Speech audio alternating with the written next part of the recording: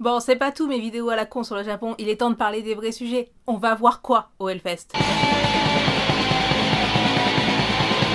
Bonjour à toutes et à tous et bienvenue pour cette nouvelle vidéo sur Blood is the New Black. Aujourd'hui, comme tous les ans, à peu près à la même époque, on va parler du Hellfest. Car oui, puisque je serai en France au mois de juin, il est évident que je vais aller faire un tour du côté de Clisson.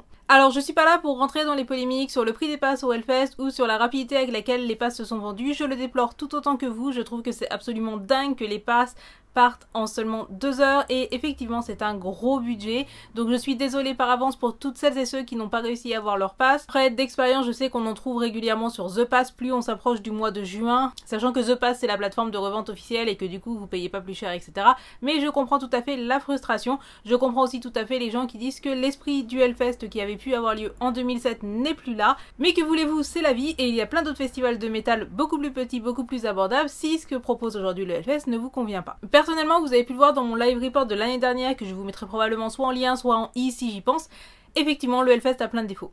Parmi lesquels, effectivement, le public a changé depuis les débuts où j'y suis allée, etc. Cependant, aujourd'hui, le Hellfest reste quand même un des rares festivals à pouvoir nous offrir en France une affiche aussi complète et aussi éclectique.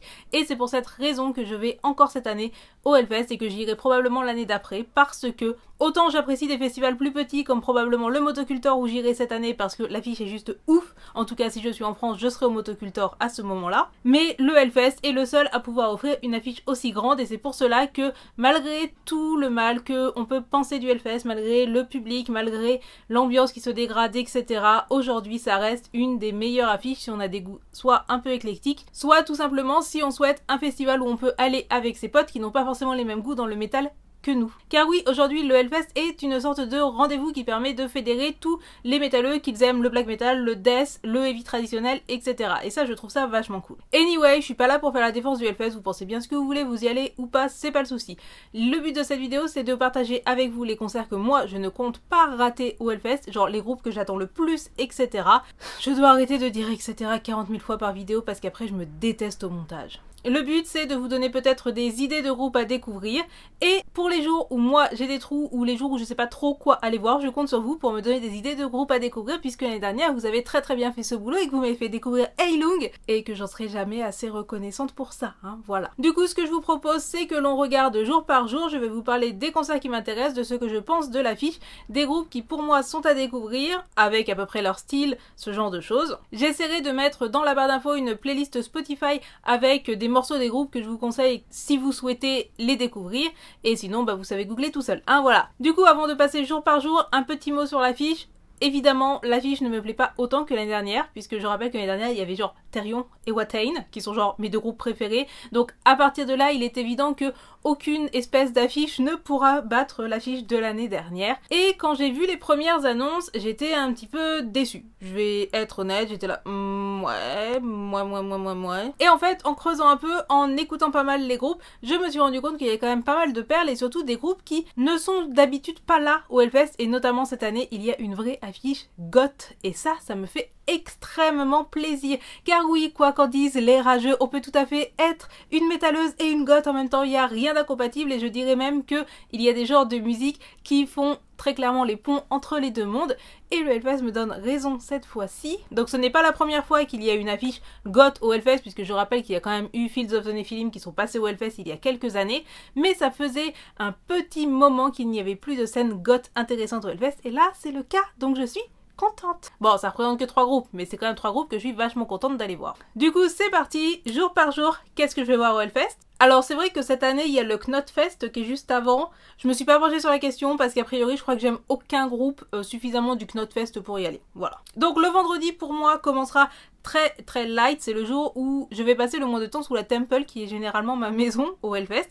Ce coup-ci, eh bien je ne sais pas trop pourquoi, les groupes qui sont présents sous la Temple vraiment c'est pas forcément ma came. C'est soit des groupes que j'aime mais sans plus, soit des groupes que je ne connais pas et que donc je vais peut-être prendre le temps de découvrir avant d'aller au Hellfest. Bien sûr, oui j'irai voir Impaled Nazaren, évidemment j'irai voir probablement King Diamond, mais ce sont des groupes que j'ai déjà vus et dont je suis pas si fan que ça en live. Le groupe que j'attends le plus le vendredi, et ça me fait un petit peu mal au cul de le dire, c'est Gojira. Et je vais pas prononcer Gojira à la japonaise. C'est Gojira, on prononce comme une bonne française, Séraph. Bref, c'est Gojira, que j'attends le plus, puisque, vous le savez, je suis une très grande fan de leur tout dernier album Magma, auquel je voue un culte, que je connais par cœur, etc. Après, on va être honnête, hein, Gojira, je les ai déjà vus genre 7, 8 fois en live, quelque chose comme ça, donc dire que c'est ça le groupe que j'attends le plus au Hellfest, bah... J'irai très probablement voir aussi Dropkick Murphys. Donc Dropkick Murphys, hein, c'est du métal mêlé à des chants irlandais. Hein, voilà, c'est du punk irlandais qui fait du métal. Enfin, c'est Dropkick Murphys, quoi. Et Dropkick Murphys, c'est un groupe que je trouve très sympa en live, avec des hymnes ultra chantants. C'est toujours la très bonne ambiance dans la fosse. Mais voilà, c'est pas non plus un groupe que je vais encenser plus que ça. Et en gros, le vendredi, je vais aller voir des groupes que je trouve sympas, c'est-à-dire Gojira, Ultra Vomit, Dropkick Murphys, King Diamond. Mais pour la plupart, c'est des groupes que j'ai déjà vus.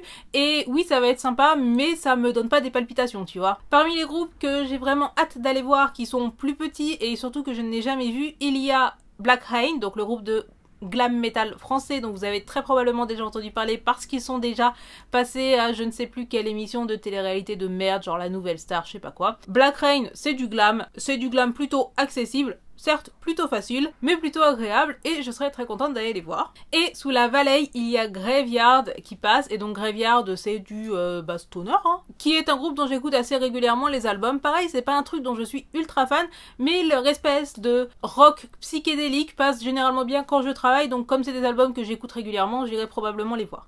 Mais voilà, mon vendredi, vraiment, ça va être light, puisque de toute manière, il faut pas que j'épuise toutes mes forces, puisque après, il y a le samedi. Et le samedi, c'est simple, vous prenez la Séraph, vous la mettez dans la Temple, et puis elle bouge plus la journée. Parce que l'affiche du samedi, eh bah putain, elle fait plaisir. Elle fait vraiment très plaisir. Et comment vous dire que je vais même avoir des conflits ce jour-là. Au moment où je tourne cette vidéo, le running order n'est pas sorti, mais puisque globalement je vais aller voir tous les concerts de la Temple, plus un ou deux sous l'altar, et globalement, c'est quasiment sûr que je ne pourrai aller ni à la Valley, ni sur les main stage. Car il faut bien l'avouer, l'affiche de la Temple, devrais-je même dire la Temple of Love, est absolument magnifique. Je crois que c'est un sans faute, je pense que tu prends toute la liste, je vais tout voir, puisque on trouve la tête d'affiche qui m'a le plus surprise et que du coup j'attends le plus, Sisters of Mercy. D'où le jeu de mots merdique avec Temple of Love. Sisters of Mercy, je pense que je n'ai pas besoin de vous présenter. Sisters of Mercy, c'est du goth rock. Et comment vous dire que Floodland est un de mes albums cultes et que je n'aurais genre jamais imaginé voir Sisters of Mercy au Hellfest. Et globalement, toute l'affiche de la Temple ce jour-là est, je crois, dédiée aux gens comme moi, à savoir aux grosses goths qui ont fini par aimer le black metal. C'est-à-dire qu'on va avoir des groupes évidemment comme Cradle of Filth, qui, depuis que Danny a priori arrêté l'alcool, la drogue, je ne sais pas quoi, est redevenu bon en live, donc j'irai les voir avec plaisir. On va trouver Mercure qui, dans le genre black metal atmosphérique aux atmosphères gothiques, on fait pas mieux. On trouve aussi des actes qui tendent plus vers de l'électro, c'est-à-dire que l'on trouve donc Punish Yourself. Je pense que je n'ai plus besoin de présenter le groupe d'électro, je ne sais pas trop quoi, français, Punish Yourself. Donc Punish Yourself, non seulement c'est bien musicalement, non seulement c'est ultra dansant, c'est ultra entraînant, mais en plus en live il y a un vrai show avec des peintures qui réagissent à la lumière noire, etc. Si vous n'avez jamais vu Punish Yourself, il faut absolument aller les voir parce que c'est pas juste un concert, c'est vraiment un show à chaque fois. On trouve aussi les Français de chez Chargot, quelque chose comme ça, qui font une sorte là aussi de black metal avec des influences électro. Et puisqu'on reste dans l'électro, il y a Combi Christ. Combi Christ, je suppose, mais je vais faire à la française, Combi Christ. Donc Combi Christ, c'est du goth, c'est de l'électro-goth.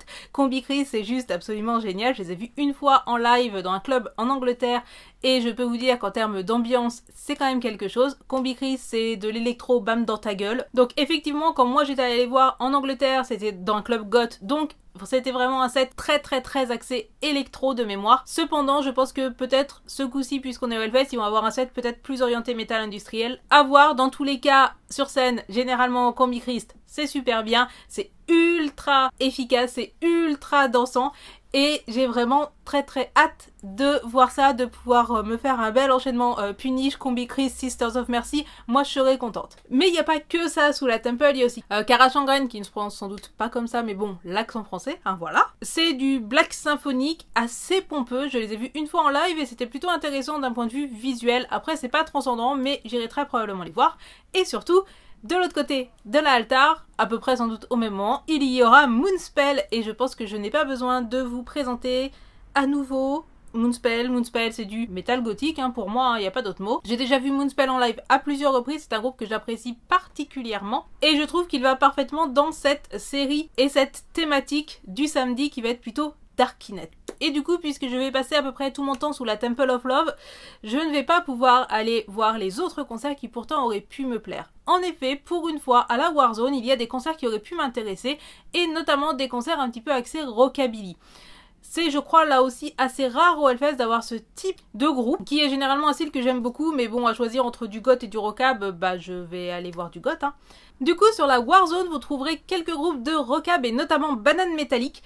Banane Métallique, oui, je sais le titre, voilà. Banane Métallique, c'est un groupe un petit peu ovni, qui, si ma mémoire est exacte, est français et qui propose une sorte de gore and roll, c'est-à-dire du rock'n'roll, une formation avec une contrebasse sur scène, ce qui généralement est assez rare, et des lyrics à base de jeux de mots vraiment tellement mauvais qu'ils en sont géniaux, hein, genre nice to meet you, sauf que meat, bah c'est viande. Bref, vous voyez le délire, ils sont costumés et maquillés en mode vraiment horror, etc. Je les ai vus au Motocultor il y a quelques années et c'était vraiment un très très bon show, donc si vous n'avez rien à faire à ce moment-là, allez sous la Warzone voir Banane Métallique, vous m'en direz des nouvelles. Et ensuite, un deuxième groupe plutôt dans la mouvance rockabilly, c'est The Creepshow, qui est un groupe canadien qui fait du psychobilly.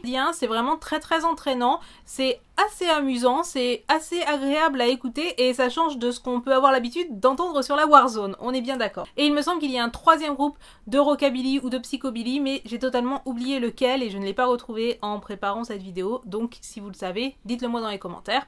Dans tous les cas, ce samedi au Hellfest au final est peut-être une journée un petit peu ovni, puisque sous la Temple on se retrouve surtout avec des choses très axées goth, qu'on se retrouve avec du psychobilly, rockabilly sous la Warzone. Je ne sais pas si ça sera la journée avec le plus d'affluence, honnêtement je ne pense pas, mais d'un autre côté je sais même plus il y a quoi en tête d'affiche ce jour-là. Et du coup, puisque je passe tout mon temps sous les tentes, je n'irai pas voir Within Temptation.